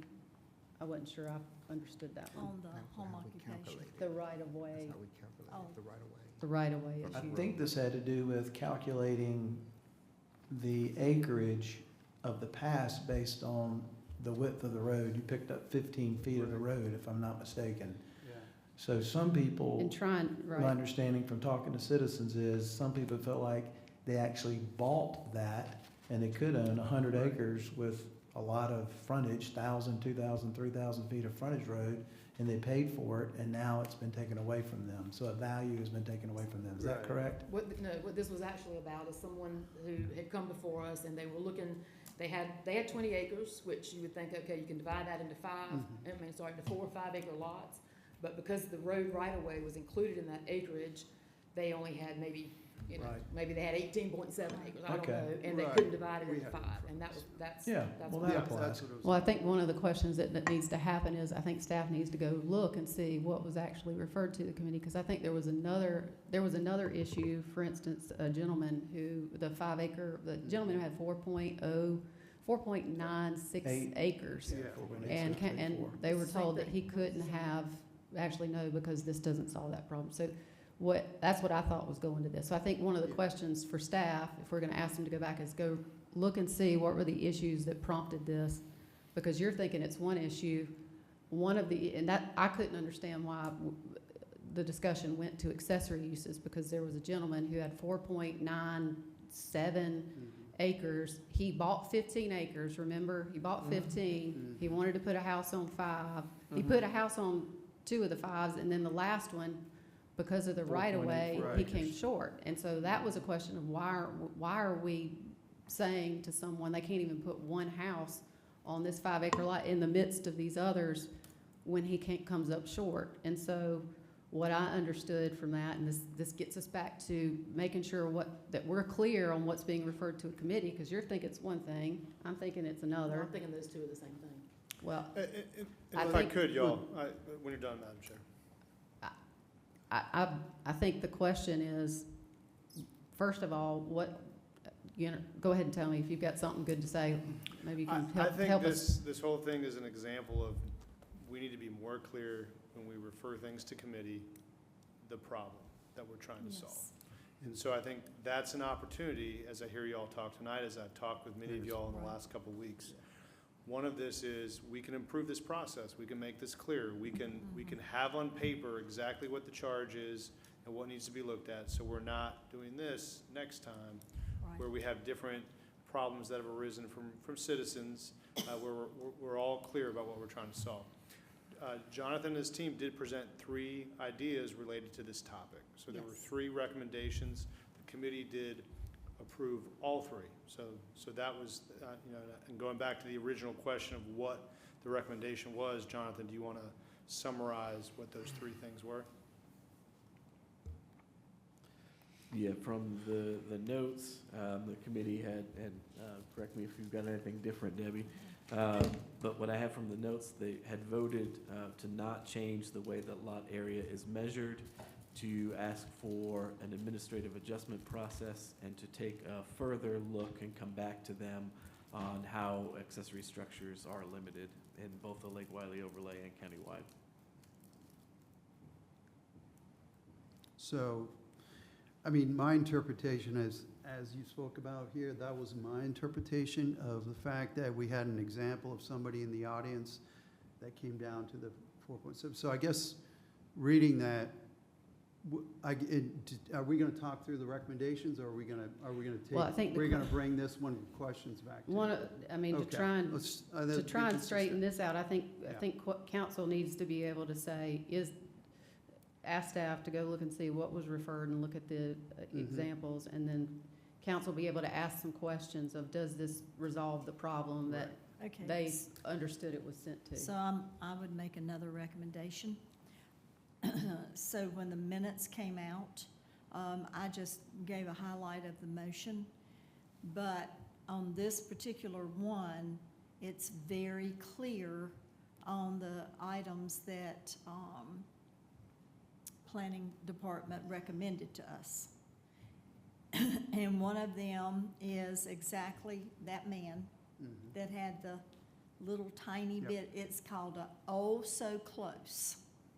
Mhm. And it Mhm. was Mhm. oh so close. And that is one of the recommendations, that the administrative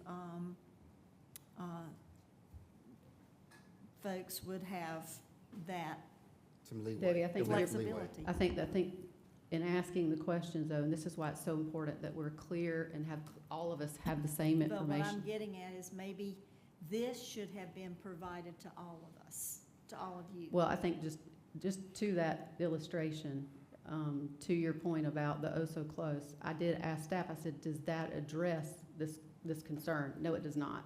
They take it, so I think that's why we have to drill, it doesn't address this. The staff's recommendation was not to fix that because it was a lot size issue, and they're saying not to do that. And I think here and again, and I think so I think that's why we need to ask these questions. So I think some folks thought the oh so close would have captured that, but it doesn't because it was a lot. That's where we've just got to at least be able to ask the questions. Well, how do we fix a lot size that's not to the minimum? We're looking for solutions that will help curtail some of the shortfalls in the also close, like the gentleman in your district who started out with 15, built a house on 5, he wanted to split the other 10, he found out he was 4.86. Oh, that's oh so close. Staff, we've always talked about giving them some discretion or some leniency to make things work. We're not gonna fix a lot size that comes up 4.85 to make it all of a sudden now make it a 5-acre tract. But what we're trying to fix is ways to accommodate and be reasonable about what we approve and not approve. So we're not gonna fix a 3-acre lot to make it a 5-acre to say yes. That's way too far off. If it's a 4.85, 4.86, 4.9, like we've seen several people come, I don't wanna turn those down. I wanna make sure staff has that leniency or variance that they can say, yeah, that's close enough. Make that recommendation to us to say, yeah, we approve it, staff stands behind it, the planning commission knows to approve it. Because there are gonna be several instances where there have been, we've seen it. Somebody's bought 15 acres, they split it, and all of a sudden now they got a 5-acre tract and a 9.85. You can only get one 5-acre tract out of a 9.85, and you're gonna be stuck with a 4.85. That person should be allowed to split that up and put 2 more houses there. Right now, if we just draw the line saying it's a minimum, has to be hardcore 5, that person can only put 1 house on that 9-point-something acres because we're saying you got to have 5 solid acres when we know we've taken part of that was in the road. Yes. You know, so that's But I what we're think- trying to solve. I think that's where it's important to make Well, sure that yeah. in the committee, I'm not sure it was fully vetted to get to the question. What you're saying is, I think what we wanted to end up with, that's not what we have recommended to us. So I Right. think council, just ask your questions and say, does this resolve this concern? So that when it comes back to us, we know for sure what because I do think folks thought that would have fixed that problem. It doesn't fix that problem. That's just one of them. Right, and I think, you know, when we had, again, talked about it, the fact was, he bought 15 acres. He assumed he had 15 acres. The plat shows 15 acres. Right, the law shows 15 acres. And the fact was that because of the right-of-way, so that was kind of the exception to the reasoning.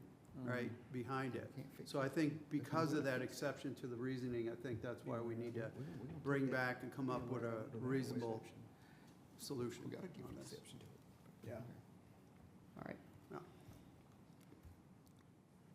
Okay? All right, same rules apply. Get the September questions 30. there if you want to know, and we can have a full-fledged discussion in 30 days. All right, final one, council to discuss zoning code text amendment regarding home occupations. I did have some discussion with the chair about this one. Her request, she's talking to somebody else, I want to make sure she hears me. Debbie and I discussed this, and I think one of the things, and I fully understand it, these are pretty complex issues, pushing this stuff on a committee, especially when there are others going on. The request is essentially, let's table this one until we figure out where we're going with these other three, and I think that makes good sense. I support that, especially from the chair of that committee.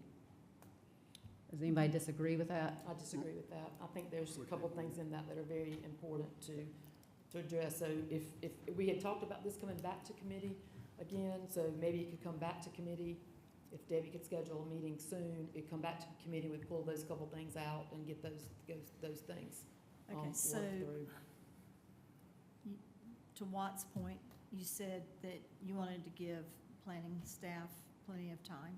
So if it goes in, comments go in by September 30th, then I did hear someone say to have a meeting within 30 days. Is that what? You talking about another A month from planning and now. zoning committee? Yeah. Would Or there you be want a it- meeting? My understanding is there's other items that have been referred to the planning and zoning committee, haven't there? Isn't there 3 other items? I think, It Debbie, was a I think couple you're of the, items. you're I the. mean, I just heard somebody say that. I'm just trying to clarify. Just trying to clarify when My you understanding was would like. it was coming back to council, you know, and I didn't mention this in my comments, since we're still talking about this, I'm gonna mention it. All through our strategic plan, we talk about getting the public, the community involved and giving us input. This is an issue that we probably should allow those that would be affected by this to give us their opinion on what should happen with their property. Instead of us speaking for them, let's allow them to speak for themselves, just like it was done tonight by one of our citizens. So maybe that could have a little bit of impact ultimately on what you feel comfortable voting for, whether, like I said earlier, are you for the rights of the citizens? Do you want to protect rural land, or do you want to come up with some kind of hybrid model between AGC and RUD? Well, I think what we're talking about right now, we're only talking about the home occupation issue. I'm aware.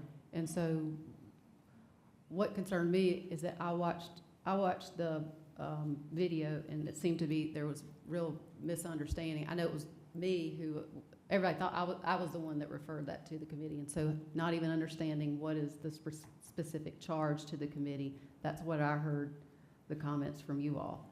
So who did refer to the committee? Because I didn't know it was coming till we got to You the. weren't here. It was referred back in March, and it was attributed to me as the reason, but this had to do with, remember the gentleman who came, and I think the position that had come, I think this is when David was still here. The position was, if you have anything in he had a garage, and he was working on a couple of things in his garage, and the comment was, if you do anything in your garage that in any way connects to maybe it being commercial, that makes your whole property commercial. That was the comment that I heard lots of council members have a concern with, not the home occupation issue itself. It was the determination of the general commercial. So, given that y'all didn't understand why I referred it, that was why I referred it. It wasn't just to open that whole thing up and take a look at that. I just think we've got 3 big issues right here. I think the chair of that committee has said, let's get through these things, and I can't argue with that. I mean, I think let's get through these 3 things. Let's make some progress on those 3, and we'll come back to that one, since we don't even have an articulated So direction. so the fourth one you defer, you would recommend, or Defer it. second? Okay, so, We're not voting on anything. yeah, we had, The number one thing in the top thing listed on home occupations was dog breeding. I think that needs to be addressed by this council. People have been coming here for the last few meetings talking about this. Home breeding, it's an occupation of sorts, but I think it needs to be discussed by this council. So if we don't do anything else but pull that out and look at that. The second thing is, when we talked about the measurements of a lot, one of the issues in Lake Wiley, and I don't mean in Lake Wiley, but I mean on Lake Wiley, it affects anybody that lives on the lake who's wanting to put a building or a garage on their property. They have to put it in the backyard, which is lakefront in most cases. And so we wanted the admin to have some discretion in telling someone that, hey, you don't have to put this garage out in the front of your yard. Or a lot of times they've got a lot of property on their front door side, and they don't have a lot of property because they've built up to the buffer line from the lake. So we just wanted to have some discretion, because people are having to go to the zoning board of appeals, pay $750 for people to say, yeah, it makes sense that you put it here and not between your house and the lake. And so those two things need to be addressed. I want to piggyback up on what you just said, and that is, so I'm not in disagreement personally on the dog breeders, because I think that's a bigger issue. But think about this. When annexation stops and the footprint of unincorporated York County remains the same from that point forward, we begin to operate like a municipality. So it seems to me, you apply forward thinking and you think, it's probably time for us to start talking about a business license, nominal fee, whatever it's going to be, so you begin to identify all businesses to include the dog breeder. Well, good luck with the business license fee, 'cause I've been screaming that for. All right, But- we're but getting you're way gonna- off track here. For a long The issue we're talking about right now, y'all, is the home You're gonna have occupation. businesses in the county eventually. I think that question you raised, Allison, So you might as well get started now. you mixed a couple of them, goes back up to the Well, let's do number it. 5. You wanna do it? But with respect to the home occupation, we're going to table that until we finish these. All right, committee and other reports. Finance and Operations Committee meeting. Chairwoman Allison Love. So we met this afternoon just for a couple of minutes. Present were Councilman Adkins and Aldet. And we approved the minutes from the September 3rd Finance and Operations Committee meeting. We also approved the recommendation for District 2 and District 3 discretionary funds, each $1,000 to Clover Rotary Club, and that is for their Veterans Day Heroes Luncheon. Thank you, And that was ma'am. We do not have any citizen concerns tonight. Do we have any council member new non-agenda comments before executive session? Yep. Oh, I thought I was bidding on a storage unit. In our last committee meeting, I was unaware that we've started audio and videotaping committee meetings. I have no problem with the audio being recorded, but if we're in a committee meeting on HECL, just because we have recording capabilities, I don't think we need to record. Because a lot of times we're coming there for whether we're people getting off work, we're probably not gonna be dressed up. It's a more relaxed type meeting. I don't recall us voting to record video. Everybody wants to do the audio, and I think audio is fine, but I don't think we need to be videoing committee meetings, because we don't video F&O. This is the first I've heard of it, and I'm here to voice my displeasure of not wanting to allow videos at committee meetings, because those are a little more relaxed time. It's not, we're not dressing up to come to committee meetings, and I don't want to be on video in my yard work clothes if that's what I happen to be out doing before I come to a committee meeting. A lot of times I come to these meetings when I get off work, but I don't have the decency to put on a shirt, tie, whatever to look decent on camera when I know it's gonna be on camera. But committee meetings, I think audio serves the same transparency purposes over video. So that's my question, that's my comment for that part. And the other part is with the holidays and everything coming up, and we talked about roads and traffic and all, we really need to get some traffic engineers throughout York County to help synchronize the traveling patterns during the holidays, because it's a nightmare trying to get places. All the cars on the road, you go from one light to the next light, it's gonna stop you. Our lights and patterns need to be synchronized by a traffic engineer to keep traffic flowing, because it's miserable. And it's probably gonna be like that on a norm now since we have so many people here, but definitely during the holidays, it's a killer to go from one light, stop at the next light, stop stop at the next light. We need to get some traffic engineers in here that's gonna synchronize our traffic, flow of traffic, and I think that will help make our roads safer, make them better, and it's a lot more enjoyable to travel, definitely coming up with the holidays coming up. So we really need to see if we can get some people in here to do that for us. For what it's worth, I'm on the RFATS committee with Tom and Christie, and I brought this question up too, and it's the software, but then it's also the vehicles. So you can actually control, the lights can automatically control themselves to change, but if you have a 1970 truck or a 68 Corvette on the road that doesn't have Bluetooth technology, doesn't have the technology in it, that it's invalid data. So it's expensive to update the software in the lens on the stoplights. It's expensive, and then you've got misrepresentation of vehicles that don't have the technology in them that's required to run that technology, is what was explained to me. I hope they didn't give you that excuse for the Lake Wylie area, because there are not that many old cars, and those lights are, so they definitely need to be looked at. Yeah, I'm not saying it, I'm just explaining the reason why.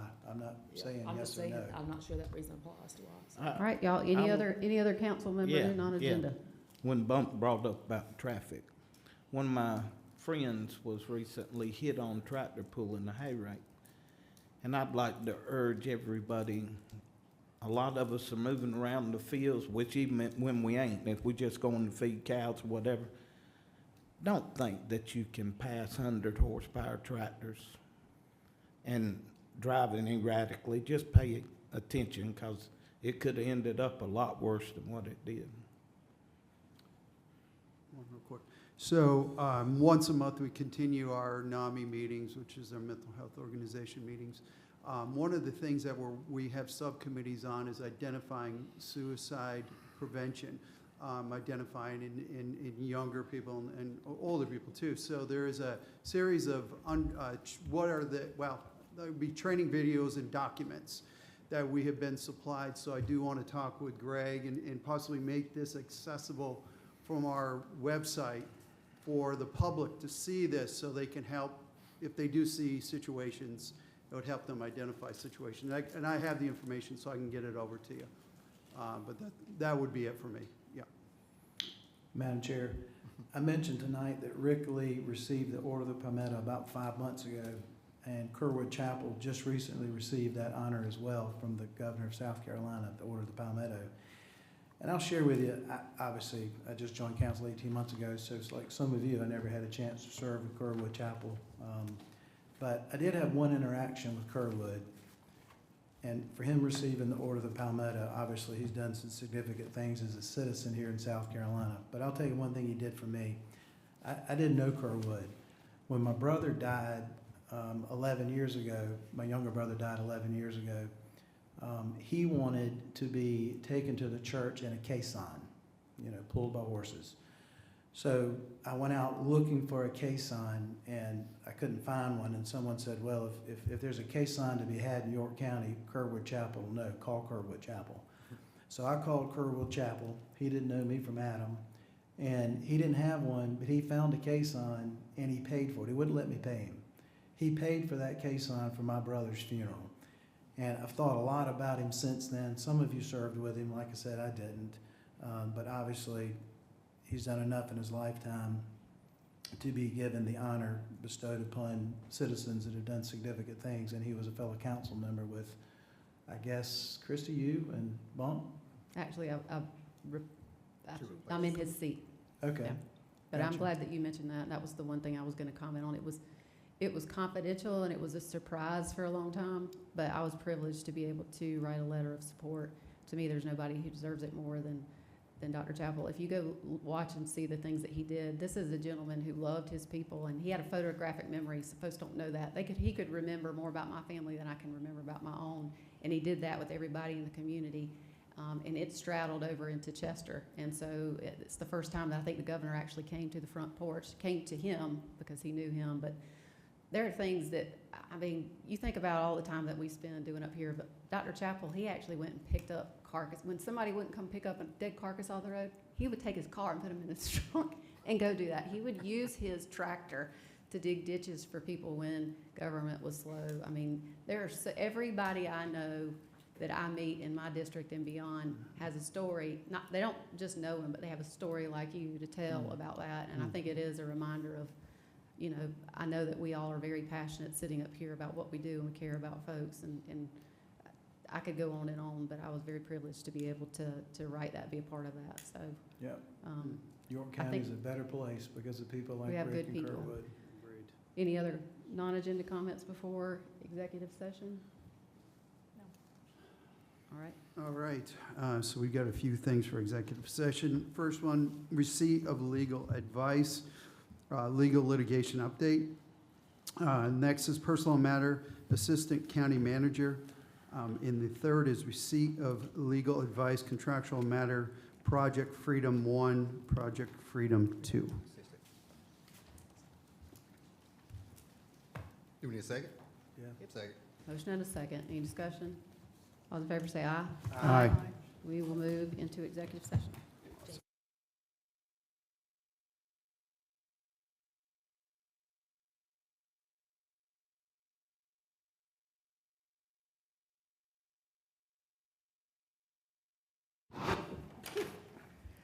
We are out of executive session. No action was taken. Do we have any motions? Yeah, one motion here. Motion to approve a full-time employee in the order to create an additional assistant county manager position.